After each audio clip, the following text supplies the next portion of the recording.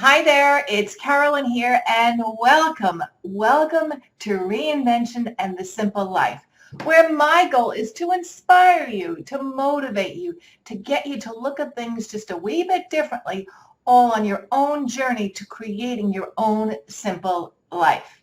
And the topic of today's conversation is clutter control. And I really need to tell you a story.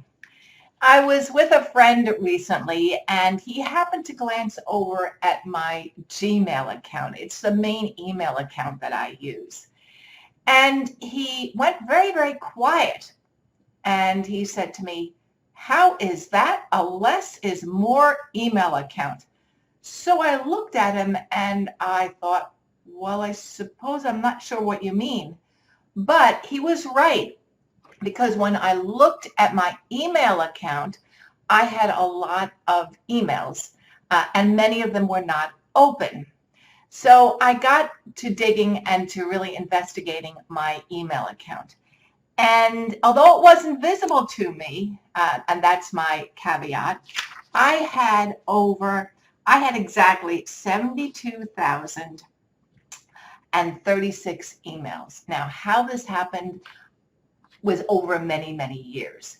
But there were a lot of emails in my account.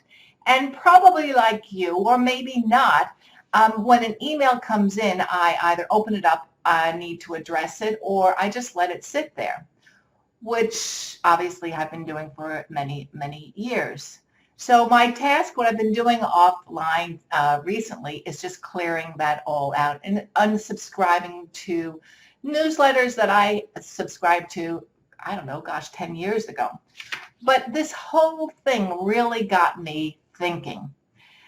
If my emails accumulated like that, what other clutter is accumulating that I don't know about? And really caused me to pause and to think. And while those hidden emails don't really disturb my life at all, clearing them out really is making me feel quite good and quite successful.